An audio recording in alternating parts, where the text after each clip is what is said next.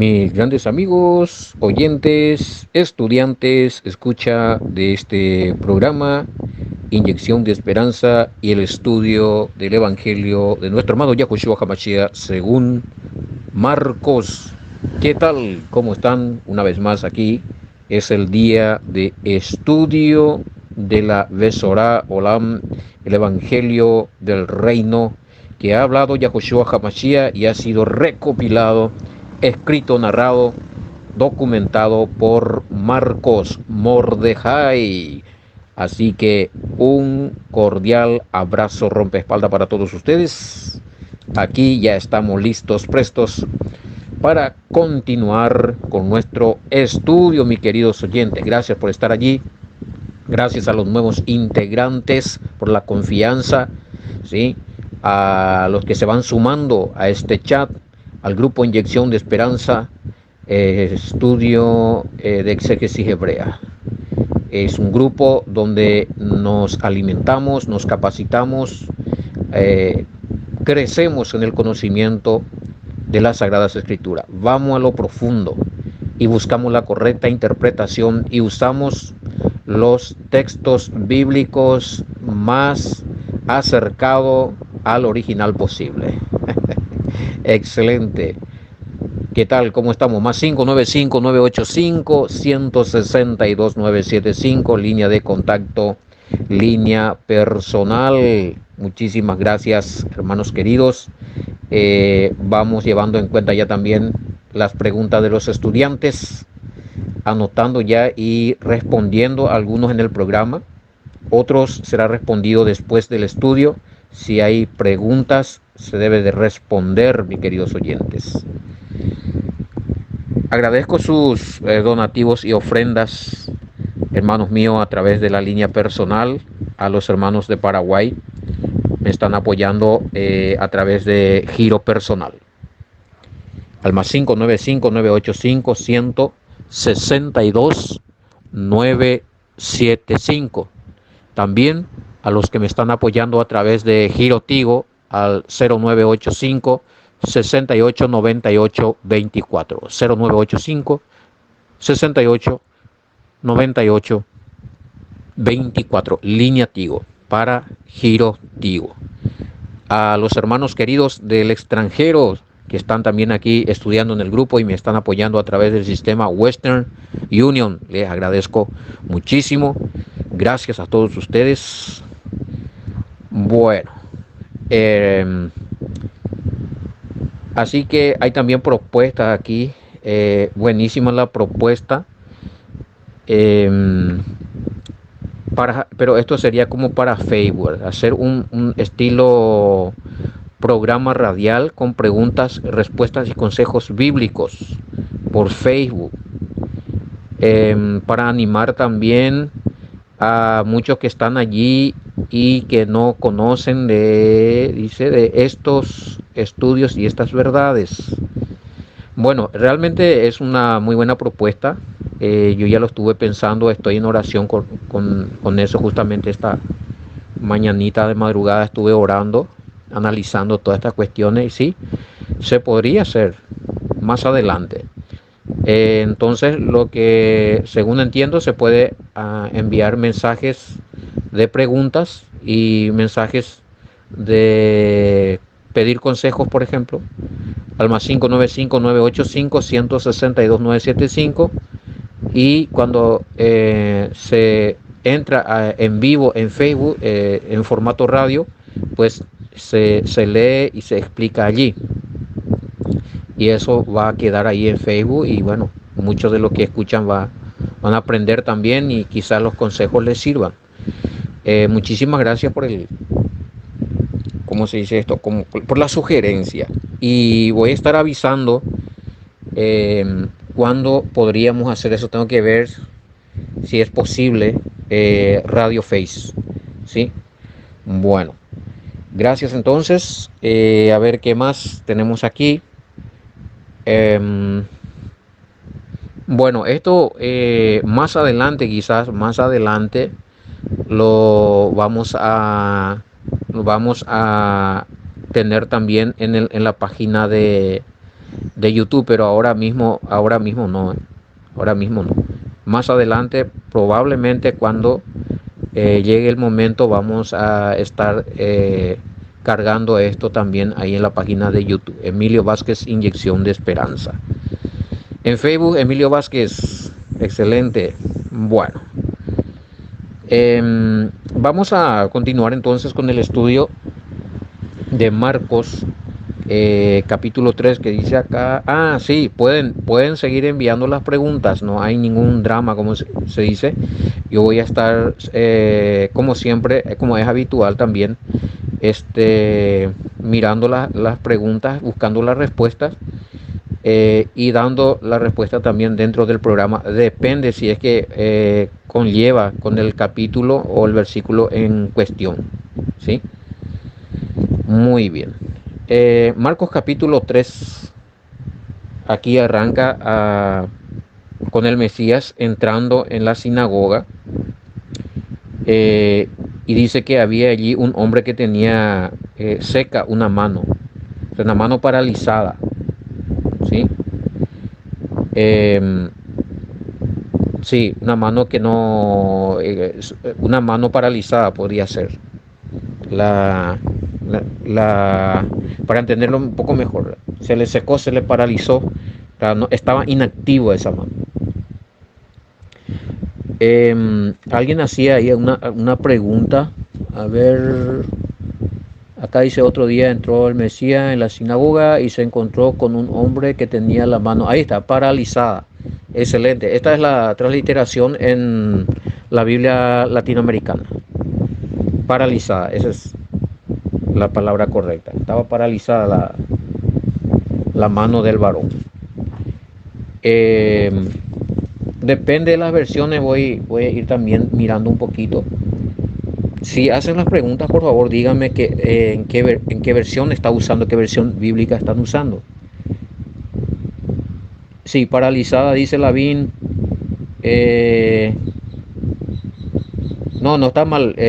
Lo que pasa es que yo más vamos a seguir lo que dice ahí Lavín, porque sabemos que él es la Biblia de estudio de cabecera por contener los escritos del siglo II de la Septuaginta y la Peshitta. Entonces hay algunos términos que vamos a estar aceptando, ¿verdad? Si no coincide con las demás versiones, vamos a estar aceptando lo que está en la BIM, porque esa es una de las reglas. Si usted hace la crítica textual o análisis textual comparando los textos bíblicos, obviamente el texto cabecera que se va a respetar es el texto más antiguo.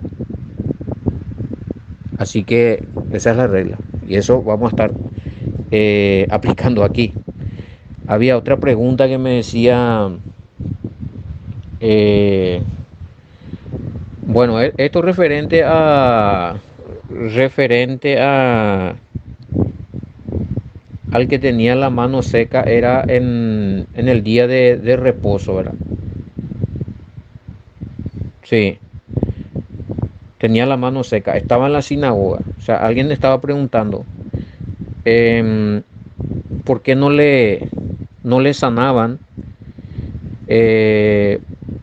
O eso denota que los fariseos no querían violar la ley, y el Mesías le muestra que ya la ley está inactiva, porque es la interpretación que más se usa. Bueno, esto ya leyendo todo el contexto sería la pregunta que usted me está haciendo, porque nosotros iríamos verso a verso, pero en síntesis, esa es una muy mala interpretación. Es una muy mala interpretación. El hecho de que el Mesías haya sanado en día de reposo, en día de descanso, no es que él abolió ningún mandamiento. O sea, eso se contradeciría con Mateo 5:17, hermano. Él no abolió ningún mandamiento. Ni tampoco los fariseos estaban cumpliendo la correcta ley o la ley de Moisés, sino el problema de los fariseos era que según sus leyes, en día de reposo no se tendría que hacer sanidad, según la ley farisaica, según la ley de las tradiciones farisaicas, de los rabinos fariseos. ¿sí? Entonces usted tiene que diferenciar que siempre hubo dos leyes en tiempo del Mesías, la ley de Moisés y la ley de los fariseos, la ley de los antiguos maestros judíos, o como se dice, la tradición de la ley, o la ley, como decía, la ley oral, las leyes talmúdicas o obras de la ley, del cual Pablo habla en Gálatas. Ahí está hablando, en Gálatas está hablando no de la ley de Moisés, cuando dice obra de la ley. Bueno, en ese caso, según ellos, eso no debería de hacerse. Pero según la ley de Moisés, o la ley que el Todopoderoso dio a Moisés para el pueblo, no prohíbe esto, hermano. Por eso usted se adelantó mucho con las preguntas, porque el tipo de pregunta que usted me hizo acá es como que abarca ya toda la explicación de la escritura. Pero vamos a ir deshaciendo lentamente. Acá había una pregunta respecto a esta sinagoga. ¿Sería el equivalente de iglesia, o solamente los judíos tenían sinagoga y los que creían en el Mesías tenían? No tenían. No se confundan aquí. Aquí hay que hacer una aclaración. Cuando habla de sinagoga, está hablando del lugar donde se reunían, sí, los judíos, los creyentes en el Mesías. Pero ojo, los que creían en el Mesías, ¿sí? Y eran admitidos en la sinagoga, porque la mayoría eran judíos. Todos podían estar en la sinagoga, se le admitía en la sinagoga, porque la sinagoga estaba manejado por un dirigente, por un maestro de la ley. Es más, tiene que ser formado por 10 hombres judíos, sabios en el conocimiento de la escritura. Y siempre hay un jefe, ¿verdad? Un maestro principal. Aquí yo no quiero que ustedes digan, bueno, los que creían en el Mesías, aunque eran judíos, se reunían en la iglesia, y los que creían y los que no creían en el Mesías, o los que eran judíos, ellos tenían su sinagoga. Eso no existe, hermano. Eso no, aquí en este contexto no habla de eso.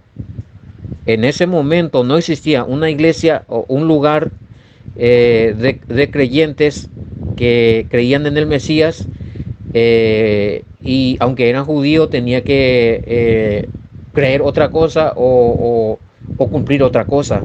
Y los que eran judíos tenían que seguir rigiéndose siempre por la ley de Moisés, aunque no creían en el Mesías. Porque yo veo que eso es una confusión aquí. Todos tenían que seguir creyendo lo que el Mesías predicaba, y todos tenían que seguir creyendo y obedeciendo las leyes vigentes de Moisés, aún si creían en el Mesías. Eso lo vamos a encontrar ahí en Marcos capítulo 7, pero le doy una premisa respecto a la pregunta. Acá no había división de que, bueno, esta es la iglesia porque se llama iglesia porque creen en el Mesías, esta es sinagoga porque ellos no creen en el Mesías. No, nunca fue así. Los creyentes en el Mesías se reunían en la sinagoga. Los que no creían en el Mesías igual estaban en la sinagoga. Ahora, en la gentilidad, en la diáspora, cuando el apóstol Pablo sale a llevar la buena nueva, vemos que él nunca se va y entra en una iglesia de creyentes en el Mesías y no entra en la sinagoga donde están los judíos. No, él siempre va entrando en las sinagogas. Ahora, eso de que después se reunían en la casa fue después de que hubo división en la sinagoga, porque muchos que creían en el Mesías, aun si eran judíos, eran despedidos de la sinagoga por los dirigentes que no creían en el Mesías, al cual predicaba Pablo. Entonces, ¿qué hacían ellos? Al ser despedidos de la sinagoga, entonces hacían reuniones en las casas de los gentiles o de los judíos que creían en el Mesías. A esto se llamaba la congregación nazarena, se le seguía llamando la congregación nazarena, la congregación del Mesías. ¿Entienden? Pero aquí, en este contexto, acá donde el Mesías está hablando y dice que él entra en una sinagoga, no quiere decir que bueno, acá solamente tenían que estar los que no creían en él. No, De aquí van a salir muchos. Si usted ha estudiado con nosotros el Evangelio de Johanán o Juan, se va a dar cuenta de que allí habíamos encontrado a muchos dirigentes de sinagogas y aún de componentes del Sanedrín que creían en el Mesías. Así que acá no vamos a hacer divisiones, acá no hay divisiones de que los que están en la sinagoga son los que no creen en el Mesías, los que creen en el Mesías ya tenían que formar otro tipo de religión. Eso no se encuentra aquí en el Evangelio, ¿sí? De eso podríamos hablar en otro momento, la división, el resquebrajamiento, cómo surgió el cristianismo con su estructura, cómo se llamó a priori, ¿verdad? Y todas esas cosas. Pues es otro estudio, eclesiología, como le dicen, ¿verdad? Historia del surgimiento de las iglesias, ya que también parte de eso estuve tocando en el estudio de Primera de Corintios y Segunda de Corintios, creo que también, con algunos hermanos, ya de algunos grupos. Pero eso es otro tema. No quiero mezclarlo todavía porque aquí la pregunta solamente se basaba si sinagoga era un tipo de lugar donde se reunían solamente los judíos no creyentes en el Mesías, y que los que creían en el Mesías en el tiempo del Mesías ya tenía su iglesia. No existía. La palabra iglesia es congregación, no es un lugar cerrado donde se tiene que reunir. ¿Entienden? Es reunión de los llamados, es reunión de personas, cajal en hebreo, congregación, ¿sí? Eso ya existía. No es que la iglesia nace con el Mesías tampoco. La iglesia, la congregación, la cajal del Todopoderoso ya existió, ¿sí? Desde el momento que Abraham es llamado que salga de su casa con su parentela, después tiene su hijo Isaac tiene a su hijo Jacob, Jacob tiene a sus 12 hijos, ahí ya tenemos una congregación cajal, ¿sí?, de creyentes en el Padre, la iglesia de Dios, como dice en Reina Valera. Bueno, lo que el Mesías hizo fue traer la restauración, el levantamiento, el avivamiento, hacer que esa congregación del Padre, o la cajal, o la iglesia de Elohim, se vuelva de nuevo al Padre, con el mensaje verdadero, al testimonio de la ley y los profetas, ¿sí?, que él vino a predicar. A través de eso, con esos, ¿sí?, y desvincular un poquito esa doctrina humana, esa tradición farisaica que estaba consumiendo, absorbiendo a la congregación y que le estaban ahogando y matando de a poco, ¿sí? El Mesías no viene a crear una nueva iglesia, una nueva congregación, sino él viene a continuar la obra del Padre. O sea, bueno, ese también es otro tema muy importante que se puede ir hablando y tocando, ¿verdad? Si surge preguntas aquí en el grupo respecto a esto. Bueno, esto es referente al versículo 1, ¿verdad? Acá la pregunta dice si se trata de otro día de reposo. Sí. A ver, vamos al contexto. Otra vez entró el Mesías en la ciudad, otra vez, ya estamos en otros días de reposo, en el capítulo 3. O sea, este es ¿cómo se podía decir? Los hechos y los sucesos narrados por Marco, él lo hace en forma comprimida. O sea, ahí está todo encimado, uno tras otro, quizás no tanto en forma cronológica, ¿verdad?, sino en forma comprimida. O sea, se juntó todo lo que ha dicho, hecho el Mesías, y se escribió allí. Y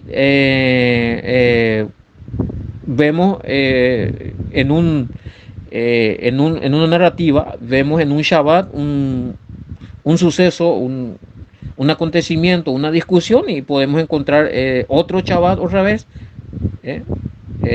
otra discusión, otro suceso.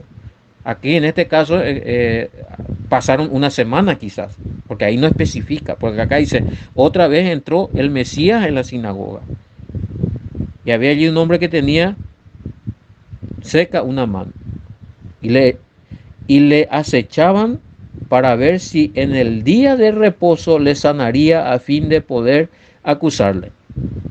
Entonces podemos decir que ya estamos en otro día de reposo, de lo cual habíamos hablado en el capítulo 2.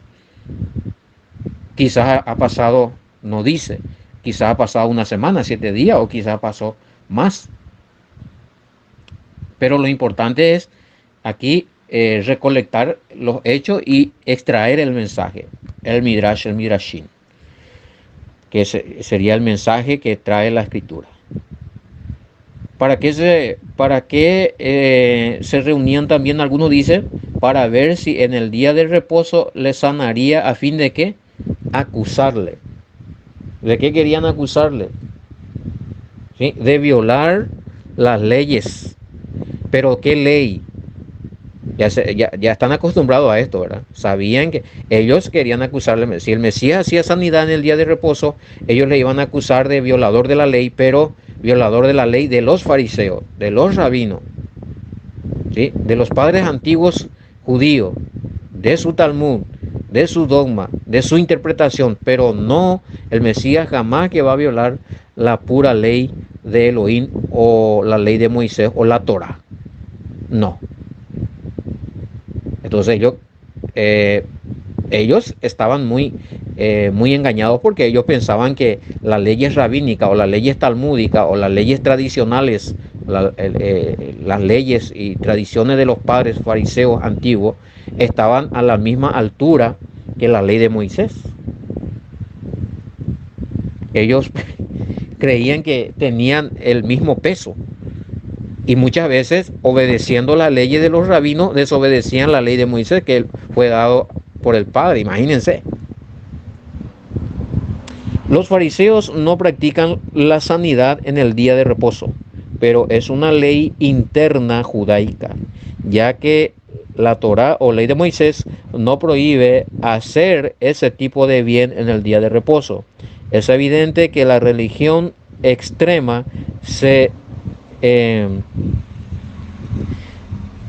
es evidente que la religión extrema se llena de reglas de hombres y se esclaviza a ella. Muchas veces es el hombre, líder religioso, que impone su doctrina aunque no tiene sustento bíblico. ¡Wow! ¿Y cómo estamos por allá? ¿Cómo estamos por las congregaciones que muchas veces se le juzga a los hermanos que quieren guardar los mandamientos que hasta hoy está vigente? ¿Sí? ¿Se acuerdan que yo les hablé de que tengo 32 versículos bíblicos en el Nuevo Testamento donde habla de guardar la ley de Moisés, donde el mismo Pablo también guarda y habla de guardar? ¿Se acuerdan que hablamos de eso y a algunos les he mandado la evidencia? Tenemos esa evidencia. Bueno, y muchos juzgan porque guardamos algunas leyes del Antiguo Testamento, pensando ellos de que estos se han anulado, pero ellos están guardando campantemente leyes de hombre, dogmas de hombre, doctrinas de hombre, están cumpliendo eso cabalmente. ¿En qué quedamos? ¿Sí? Están haciendo muchas cosas que dijo un supuesto apóstol, que dijo un supuesto pastor, que dijo un supuesto diácono, que dijo un supuesto evangelista, ¿sí? Pero que no está en la escritura, pero que se practica en las congregaciones. Pero cuando tú dices, ¿sabes qué? No hay que adulterar, no hay que fornicar, no hay que robar, ¿sí? Hay que descansar en el día de reposo. Y este judaizante que está ahí usando la ley que cayó de la gracia, y empiezan así a decir cosas fuera de contexto.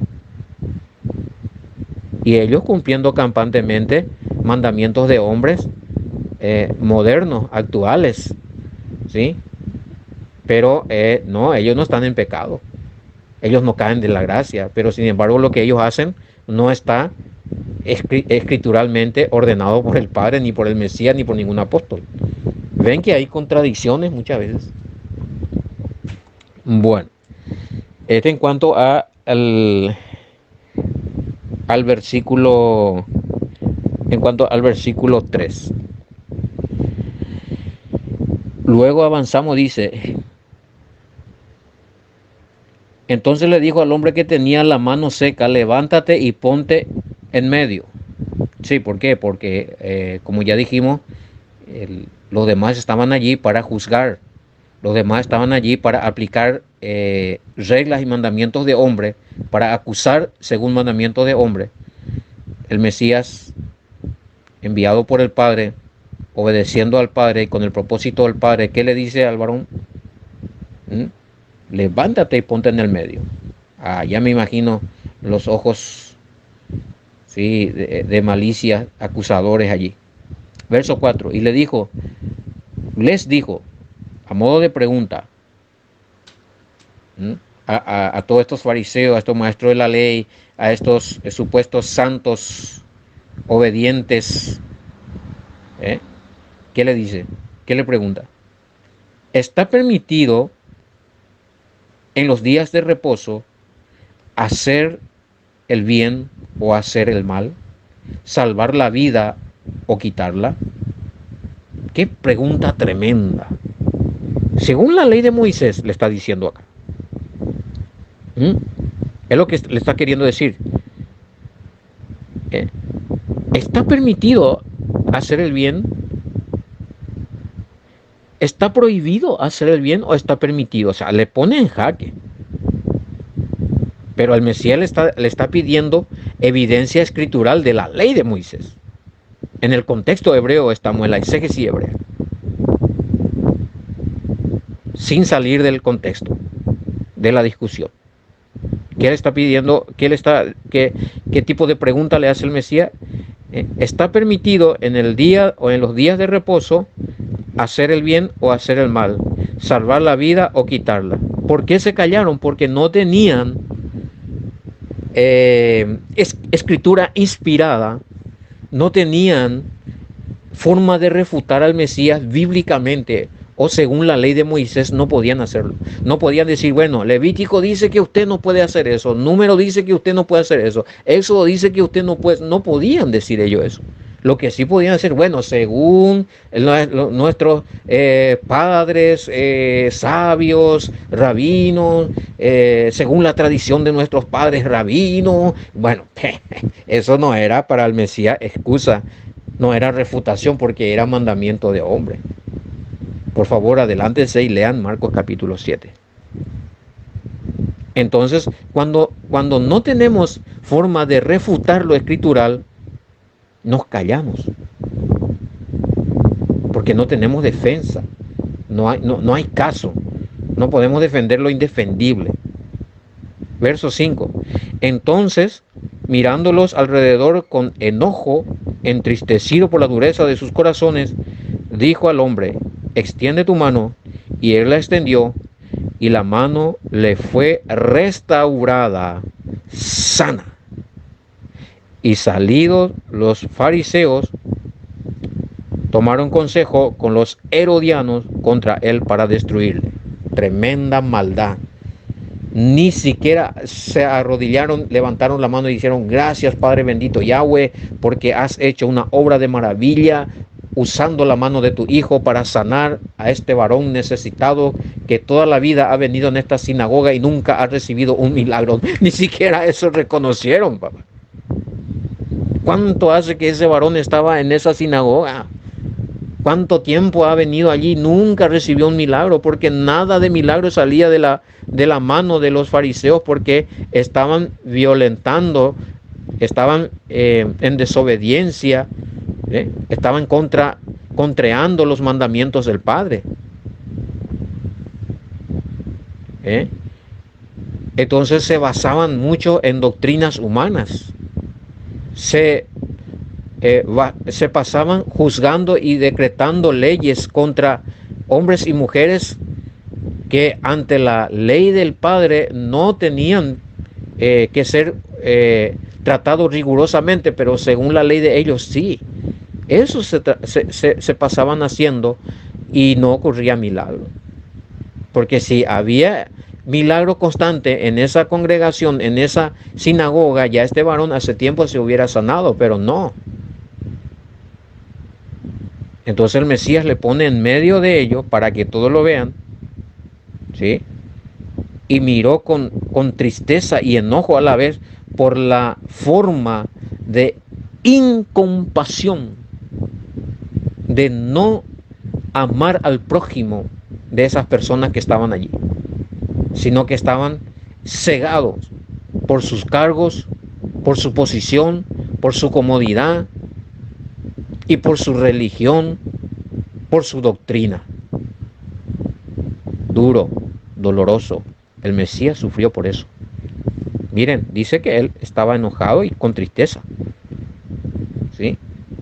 Pero ¿qué dice? Por la dureza de los corazones de ellos, claro. ¿Qué le dice al hombre? Extiende tu mano. El hombre lo extiende y la mano le fue restaurada en el acto. El Mesías no hizo ningún show, ¿sí? Solamente le dijo, extiende tu mano. Porque el Mesías estaba en oración. El Mesías siempre estaba en comunión con el Padre. El Mesías ayunaba cuando tenía que ayunar. Estaba todo el tiempo orando, todo el tiempo dependiendo del Padre. Así que ya no hacía falta, como se dice acá en nuestra nación, ya no hacía falta de tantas vueltas, tantos rituales, ¿sí? Tantas palabrerías.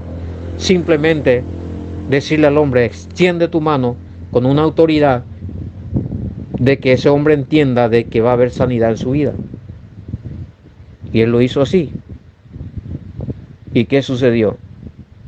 Milagro, sanidad, hubo respuesta, aval del Padre sobre la vida del Mesías y a través de la vida del Mesías de su Hijo. Y en vez de haber alegría, ¿saben qué? A este tipo lo vamos a tener que matar, vamos a tener que destruir. Estaba mirando en algunos textos manuscritos, porque nosotros entendemos solamente de que automáticamente le querían matar. Y no está mal, porque el texto nos lleva a entender eso, ¿verdad? En todas las ediciones. Cuando uno lee ahí en el verso 6 dice, y salido los fariseos, ¿sí? Tomaron consejo con los herodianos, que era otro partido de religiosos y políticos que estaban allí, no sé qué hacían en el templo, pero estaban con uña y carne con los fariseos y demás. Ellos hacen pacto con estas personas y dicen, ¿saben qué? Hay que destruirlo. O sea, en vez de glorificar, de exaltar al Padre por lo que ha ocurrido, y escuchar al Mesías y hacerle preguntas y reconocer sus faltas, empeoran, porque ahora quieren añadir un pecado más, quieren asesinar. Pero lo grave, eso ya es grave, obviamente ya es grave, destruir, matar a la persona. Pero en el contexto de lo que ellos están diciendo, en el contexto de la maldad de esta persona, lo que ellos querían hacer es destruir primero a la personalidad y la identidad del Mesías y luego matarlo. No sé si si están captando ese mensaje de lo que ellos estaban haciendo allí. Primero tenían que destruir la identidad del Mesías. No, este no es el enviado, este es un loco, este es un falso profeta, este está poseído. Bueno, todas esas cosas. Los que le siguen también, los que le siguen van a pasar consecuencias, los que le escuchan van a ser perseguidos, los que le escuchan empezaron a amenazar la congregación. Quería destruir todo lo que sea del Mesías. Quería que el Mesías se quede sin nada, avergonzado y humillado. Creyeron que hicieron eso cuando el Mesías estaba en la cruz o estaba en el madero. Estaban locos celebrando eso porque decían, lo logramos, lo destruimos. Pero el que ellos pensaban que ha destruido, ¿sí? Después de 3 días y 3 noches, Mateo 12:40, ¿qué pasó? Resucitó. O sea, ¿quiénes son los destruidos hoy día? No, el Mesías es indestructible, su ministerio es indestructible. Los que le siguen al Mesías en fidelidad, en obediencia al Padre, no van a ser destruidos. También somos indestructibles, volveremos a resucitar y a regenerarnos, como regeneró el brazo de ese varón, como se restableció el brazo de ese, así nuestra fuerza, así nuestra vida, así nuestro cuerpo, así nuestro matrimonio, así nuestros hijos se regeneran, se restauran, se sanan, van a salir adelante. No podemos ser destruidos por el mal, no podemos ser destruidos por fuerzas humanas o fuerzas malignas, contrario a la voluntad del Padre. Amén. Excelente. Bueno, capítulo 3, verso 6. Nos detenemos aquí en este audio, primera parte del Evangelio de nuestro amado Yahushua HaMashiach según Marcos. En este programa Inyección de Esperanza nos volveremos a encontrar en otro programa para continuar la segunda parte del capítulo 3 del Evangelio de Marcos. Se despide su amigo el pastor Emilio Vázquez. Hasta entonces, shalom.